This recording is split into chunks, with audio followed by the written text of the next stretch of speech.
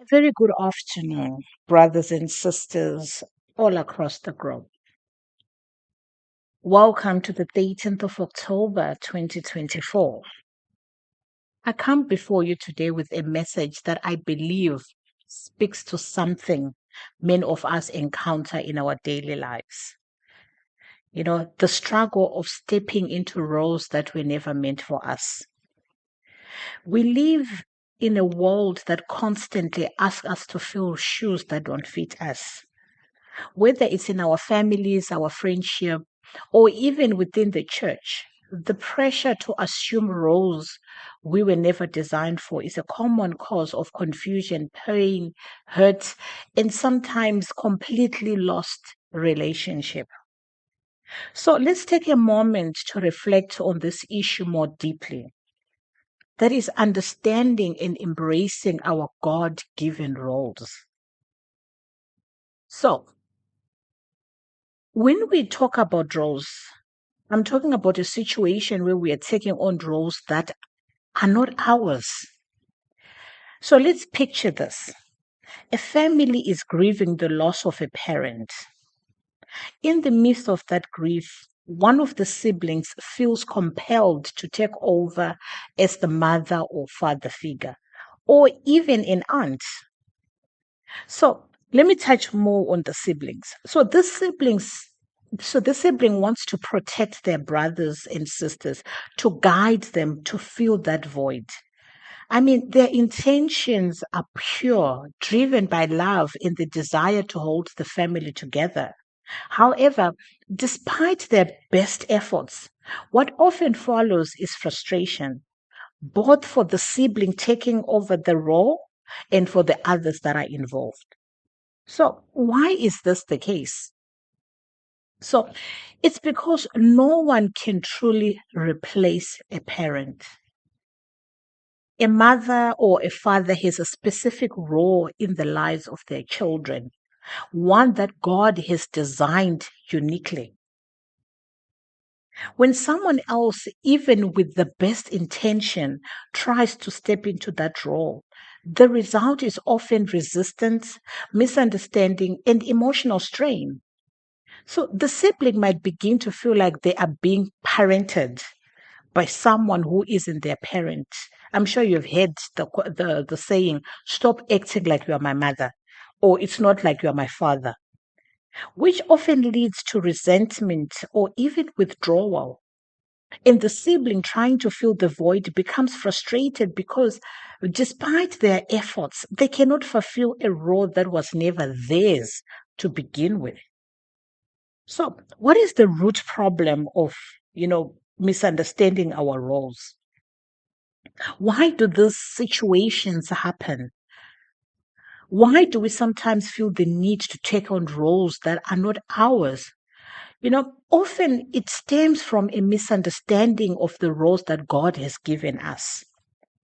In the moment of crisis or out of desire to help, we might assume that we need to become something else, someone who can fix everything. I mean, like being Mr. Fixer. But in doing so, we forget that God has already assigned each of us a specific role. And stepping outside of those roles, no matter how well intentioned, can disrupt the natural order He has established. So let's consider the family dynamic between cousins, which often is the case. A cousin, by definition, has a distinct role.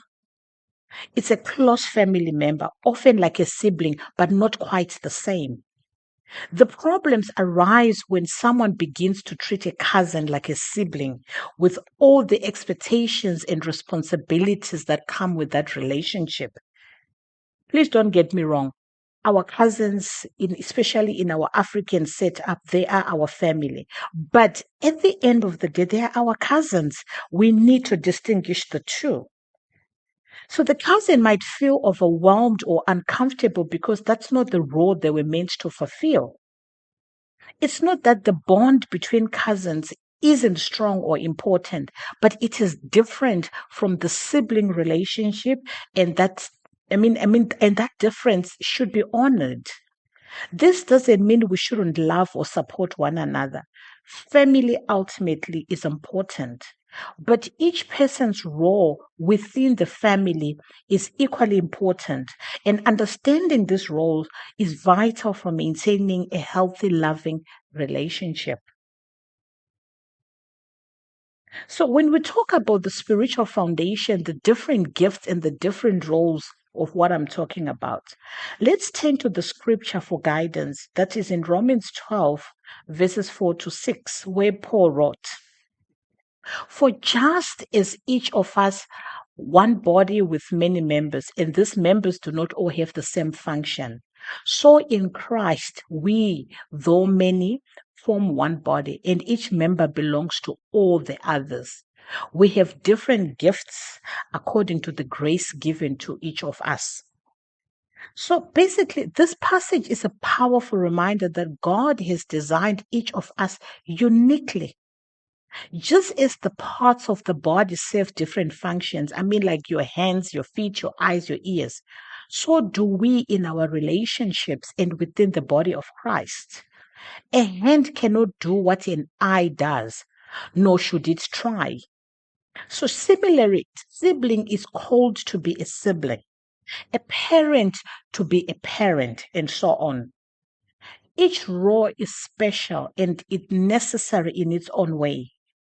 When we try to take on a role not meant for us, it's like trying to use a hand to see or an eye to walk. It doesn't work and it only leads to dysfunction. So, what is the consequence of a role confusion? What happens when we continue to step into roles that are not ours? We see it in families, workplaces, friendships, or even in the church. People get hurt. I mean, there is no two way about it. There are some words that will be exchanged, and you go like, "Oh my God, I can't believe you've just said to me." But that is the nature of it. Frustration sets in because we are trying to operate outside of the grace of God He has given for us for our specific role. So let me say this again. Frustration sets in because we are trying to operate outside of the grace God has given for us for our specific role. So let's imagine again in this context of family. If you are a sister and you try to act as a mother, you may unintentionally distance yourself from your siblings. They might not appreciate your efforts, not because they don't love you, but because the dynamics of the relationships have changed. You were not created to be their mother. God chose you to be their sister. This is a unique role that carries its own responsibilities and blessings. And when you fully embrace the role of being a sister or a brother, rather than being trying to be something else, you can have a much greater impact on their lives. So the same applies to friendship. How often do we find ourselves acting more like a rescuer or a fixer in our friendship when all God is asking for us is to be a supportive friend? I mean, all of us have been guilty of this. And because of this, some beautiful friendships have been broken. People are no longer talking because one was a rescuer and another one was just causing mess, and vice versa. We sometimes take on unnecessary burdens, thinking it's our responsibility to fix every problem our friends face. But in reality, God may have placed someone else in their lives for that purpose, while your role is simply to listen, encourage, and walk alongside them. I know it's very hard to hear this, but when you are a friend, you are not there to fix each and every problem your friend faces. You are supposed to support. I'm not saying accept, but support. So, how then do you learn to embrace your role that God has a purpose for you? Let's be clear. None of this is to say we shouldn't support one another or help where we can. But we must first seek to understand the role God has assigned in us, in each of our relationship. When we fully when we step fully into those roles, we find peace, we find joy, we find fulfillment. We can serve others more effectively because we are operating within the boundaries of the grace God has given us. So if we turn to Ephesians 2, verse 10, it tells us, "For we are God's handiwork, created in Christ Jesus to do God's good work, which God prepared in advance for us to do." God has prepared a role for you in the lives of others. He has already equipped you with the gifts, the talent, and the grace to fulfill that role. So when you embrace it, you honor God's plan and you bring greater harmony into your relationship. So how do we then apply this to our daily lives? How do we ensure we are living in the roles God has given, He has designed for us? First and foremost, pray for wisdom. I mean, everything you got to pray. Ask God to reveal to you the role He has given you in each relationship. Whether it's as a parent, as a sibling, as a friend, or as a co-worker, pray for the wisdom to understand and embrace that role fully. And two, resist the urge to fix everything. Wait, stop it. It's only natural to want to help, especially when we see those we love in pain. But remember, sometimes the best way to help is to stay within your role and trust that God will bring the right people into their lives for specific needs. And then trust in God's plan. When you feel the temptation to take on responsibilities outside of your role, remind yourself that God's plan is greater than yours. I mean, you can have all the solutions, but God's plan is always greater. Trust that He has placed others in specific roles to fulfill the need you may not be equipped with. I know it's hard to hear. You are not equipped to do everything. And most importantly, support and love in your role. Embrace your role with love, knowing that it's just as valuable as any other. Whether you are a sister, you are a friend, you're a cousin or a mentor, or your role matters. Be the best version of yourself in that role and let God do the rest. So as I would like to conclude this afternoon, I do not want to take too much of your time, but brothers and sisters, there is peace in knowing who we are in God's plan. We are all part of His great design, each with a unique role that only we can fulfill. When we embrace that role, we not only find peace within ourselves, but we also bring peace and harmony into our relationship. Let us not seek to be what we are not, but let's rather, try to fully live out the purpose God has given us. Remember to constantly pray. So before I close, let's do a quick prayer. Heavenly Father, we thank you for your wisdom in designing each of us with a unique role. Help us to understand and embrace the roles you have given us in our families, our friendships, in our community.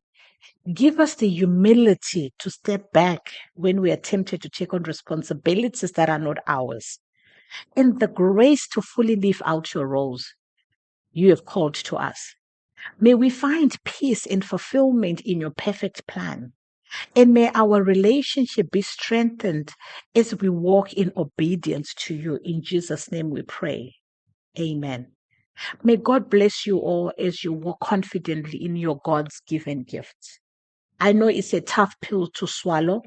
I know it's very hard to, it's a tough, there's no other way of putting it.